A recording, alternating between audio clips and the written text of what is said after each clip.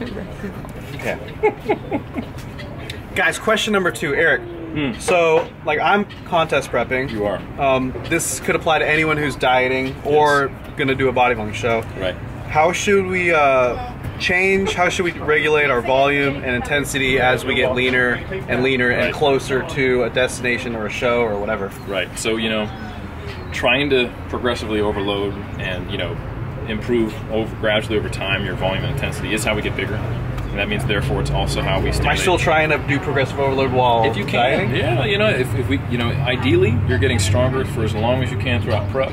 Doesn't mean you're like necessarily pushing up the volume all the time, but it's not like you're just letting your loads dwindle. You know, they might. There may very well be a time where you get weaker during prep because, you know, you're losing 30 pounds, right? You know, whatever.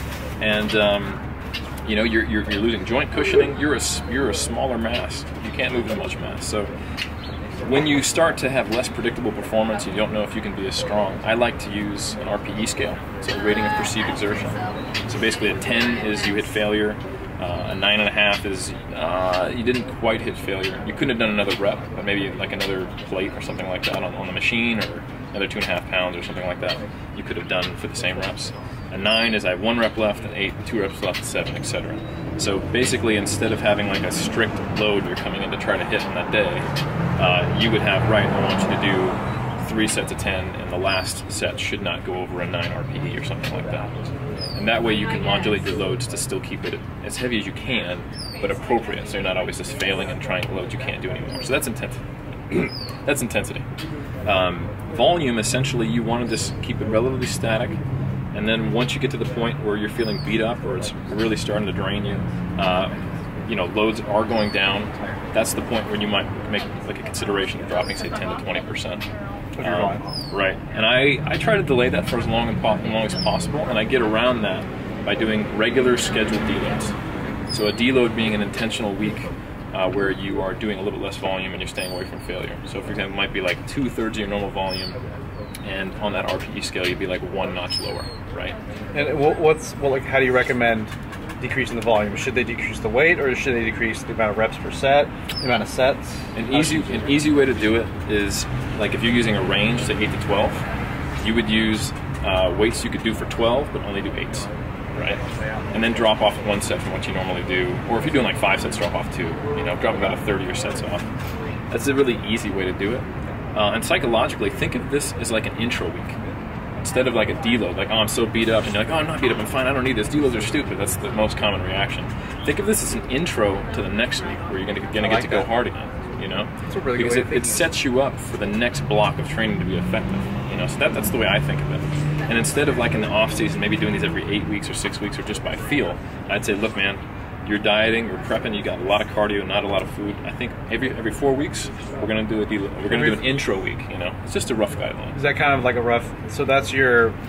That's the Helms template. Every 4-ish weeks or whatever. That's a very common thing that people do, and I think having that be just kind of a matter of course during a diet is a really good way to make sure that the recovery happens. Sometimes you've probably experienced this out of nowhere. You just feel like shit. Yeah, a couple days ago actually. Right. You know, so you can't. It's not as predictable. You're not as sane anyway, so it's hard to be objective about when you need it. Yeah, so it's good just to kind of have, you know, something, a line in the sand going, right, every 4th week is a deload, and I know if I have accumulated a lot of fatigue, I'll be ready for the next week. Yeah. So what about let's say someone knows that they're going to compete on a specific day of the year. Where would they put where would they put the deload weeks out? Like 4 weeks out, 5 weeks out, and then maybe 9 or 10 weeks out? What would you? So it would be like. If you were coaching them, how would you plan the deloads? So let's say they're 12 weeks out. I would probably go week 4, week 8, and then the next one would be like the peak week. So the peak week would be a lot lower intensity, but similar volume with high reps, just to kind of drive muscle glycogen to where we want a little bit. It's more of a peaking question, but they'd get, you know, 3 or 4. And if ideally, it's not just you're deloading the training, but you also are deloading the diet. You got a diet break that you can stick in there in a few spots. You wouldn't put the diet break on a deload. You'd actually put the diet break on like a high volume week. So you're going to maintenance calories for a week on the hardest week, and that might be after a deload that's on normal calories. You know, but that's if you're ready ahead of time. You know, and that helps you maintain more muscle, maintain more sanity. Hopefully, diet on higher calories throughout, that type of thing. gonna ask this in a different video. All right, guys, that covers the topics today of macro rollover and volume and intensity over contest prep. Eric, that was pretty good. That was pretty good. Where can people get more of this if they're interested? Well, I think great place is to check out our YouTube channel. That's /Team3DMJ after YouTube. And then if you're interested in really diving in deep and getting all the details, you can check out muscleandstrengthpyramids.com. Cool. Or Ogus Pyramid if you want to get the Ogus approved version, which is exactly the same as my version. If you want to help me pay for my Chipotle burritos, there you go. Click my link, and if you don't, then I'll include another link in there where... Yeah. If you specifically don't want to support Matt, then just go right to Muscle and Strength. So there is, basically. If you guys like hate me, but you watch my videos... Just go to the Muscle and You Strength. can go directly to like the link. Clear your cookies so you make sure you don't have the affiliate link. Alright guys, we will see you in the next video where we will be talking about the best topic that people trip out about, reverse dieting. Are you going to be ready to kill that when we come back in a week? I'm so ready to do it next week when we'll look exactly the same. Alright guys, we'll see you in exactly 1 week and we'll not be wearing the same clothes. Let's go.